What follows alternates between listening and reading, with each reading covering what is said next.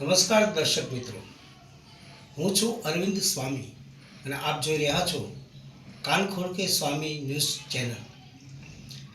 આજે આપણે વાત કરવી છે તિરુપતિ બાલાજી મંદિરના પ્રસાદ વિવાદની।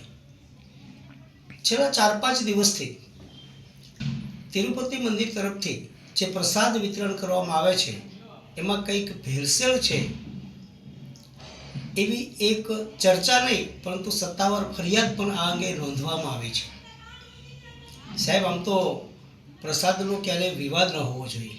આ વિવાદ એવો છે કે ભાઈ એક લેબોરેટરી એવો રિપોર્ટ આપ્યો છે કે તિરુપતિ મંદિરમાં જે લાડુનો પ્રસાદ છે એ લાડુના પ્રસાદની અંદર ફિશ ઓઇલ એટલે કે માછલીનું તેલ અને બીજા કોઈ પ્રાણીઓની ચરબી છે એ મિશ્રિત કરીને પ્રસાદ આપવામાં આવે છે। આ વાતનો જ્યારે ઘટસ્ફોટ થયો ત્યારે લાખો શ્રદ્ધાળુઓની લાગણીને ઠેસ પહોંચી છે। લાખો ભક્તો આજે તિરુપતિ મંદિરમાં કલાકો સુધી લાઈનમાં ઊભા રહી અને સાહેબ દર્શન કરે છે અને પ્રસાદ છે એ ગ્રહણ કરે છે। એટલું જ નહીં પરંતુ આ પ્રસાદ, આ લાડુનો જે પ્રસાદ છે, અયોધ્યામાં જ્યારે રામ મંદિર નિર્માણની મૂર્તિ પ્રતિષ્ઠા થઈ ત્યારે પણ ભક્તોને તિરુપતિ મંદિર તરફથી આવેલા લાડુના પ્રસાદનું વિતરણ કરવામાં આવ્યું હતું।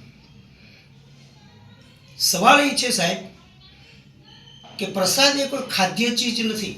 કોઈ વ્યક્તિ માટે, કોઈ ભક્તિ માટે આસ્થાનો વિષય છે, શ્રદ્ધાનો વિષય છે, એ ભાવનો વિષય છે, એમાં પૂજ્યતાનો ભાવ છે સાહેબ, ભગવાન પ્રત્યેનો અતૂટ શ્રદ્ધા છે પ્રસાદની અંદર। એટલે જ આપણે જ્યારે આપણને કોઈ પ્રસાદ આપે છે ત્યારે આપણે સૌ પ્રથમ એને મસ્તક ઉપર ચડાવીએ છીએ અને પછી એ ગ્રહણ કરીએ છીએ। અને ત્યાં એટલે તિરુપતિ મંદિર અને બીજે બધે પૈસાથી પ્રસાદનું વિતરણ કરવામાં આવે છે સાહેબ। હું પહેલાં એક અમારા સૌરાષ્ટ્રની વાત કરી દઉં। સૌરાષ્ટ્રના કોઈ પણ સ્થળે તમે જશો સાહેબ, ત્યાં પ્રસાદ તમને વિનામૂલ્યે આપવામાં આવે છે। મહાપ્રસાદ, પ્રસાદની તો વાત જ નથી કરતા, મહાપ્રસાદ સાહેબ। તમે બગદાણા જાઓ, તમે ભાવનગરના ખોડિયાર મંદિર જાઓ, તમે પરબ જાઓ, સત્તાધાર જાઓ, તુલસીશ્યામ જાઓ, પરબ જાઓ, કોઈ પણ સ્થળે તમે જશો, ધાર્મિક સ્થળે, સૌરાષ્ટ્રના કોઈ પણ ધાર્મિક સ્થળે સાહેબ, એટલે બંને ટાઈમ, ઇવન વીરપુર સહિત ત્યાં તમને બધી જ જગ્યાએ 2 ટાઈમ મહાપ્રસાદ મળે છે સાહેબ। દે ઉસકા ભી ભલા, ન દે ઉસકા ભી ભલા। પરંતુ જેવું તમે સૌરાષ્ટ્ર છોડો અને પછીના કોઈ પણ સ્થળે જાઓ, ગુજરાતમાં જ આપણે અંબાજી જઈએ છીએ તો પૈસા આપીએ તો આપણને પ્રસાદ મળે છે।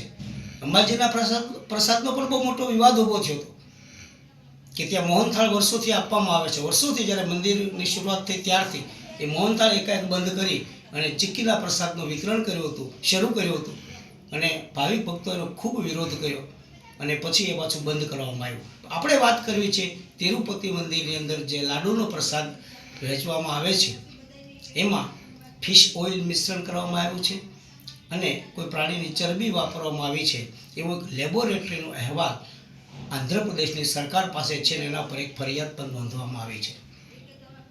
જો આ સાચું હોય સાહેબ તો બહુ ખોટું છે।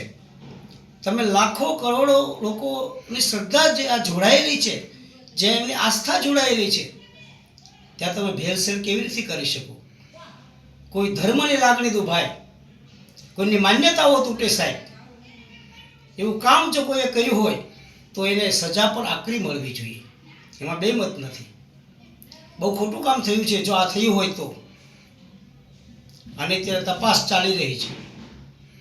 આપણા પૂર્વ રાષ્ટ્રપતિ રામનાથ કોવિંદે પણ કહ્યું છે કે માત્ર તિરુપતિ નહીં પણ બીજા બધા મંદિરોના પ્રસાદની પણ ચકાસણી થવી જોઈએ જેથી લોકોની શ્રદ્ધા છે એ જળવાઈ રહે। પણ સાહેબ આમાંથી કેટલાક મુદ્દા પણ ઊભા થાય છે।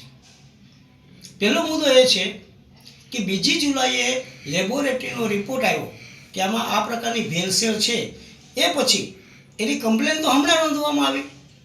તો 2 મહિના સુધી ચંદ્રબાબુ નાયડુની સરકાર શું કરતી હતી? કેમ 2 મહિના પહેલા એમને ફરિયાદ ન નોંધાવી? કેમ રિપોર્ટ આવ્યો તુરત જ એમને ફરિયાદ ન નોંધાવી? બીજો મુદ્દો સાહેબ આમાં એ છે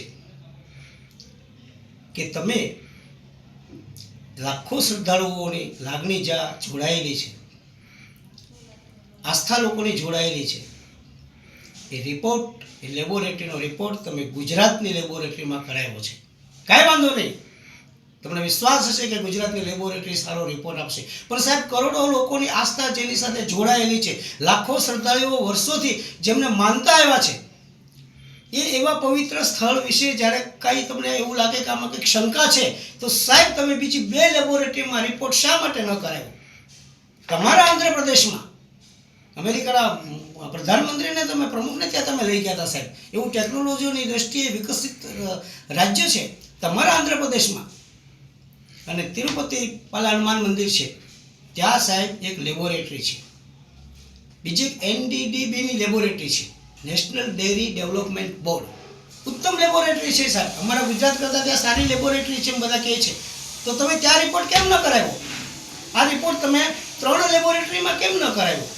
ગુજરાત પણ કરાવો, આંધ્રપ્રદેશમાં પણ કરાવો, અને ત્રીજા કોઈ રાજ્યની લેબોરેટરીમાં પણ રિપોર્ટ કરાવો. એ ત્રણેયનો રિપોર્ટ આવે એ પછી તમે જો એ જાહેર કરો તો લાખો કરોડો જે શ્રદ્ધાળુઓ છે એ સત્ય હકીકત શું છે એ જાણી શકે. આમાં એવું થશે કે માનો કે બીજી લેબોરેટરીમાં રિપોર્ટ કેવો આવે એ કંઈ ખબર નથી. તો આવડી મોટી ઘટના હતી ત્યારે સરકારે પણ, ચંદ્રબાબુ નાયડુની સરકારે પણ થોડીક ધીરજ રાખવાની જરૂર હતી. કારણ કે લોકોની શ્રદ્ધા એકવાર તૂટે ને સાહેબ, એ શ્રદ્ધાનો દીવો તો હંમેશા અખંડ જળતો રહેવો જોઈએ. આપણે આ વિશે બીજી પણ ઘણી વાતો કરીશું. અત્યારે તો આખો આ મુદ્દો છે એ સુપ્રીમ કોર્ટમાં છે, ત્યાં પણ દૂધનું દૂધ અને પાણીનું પાણી થઈ જશે.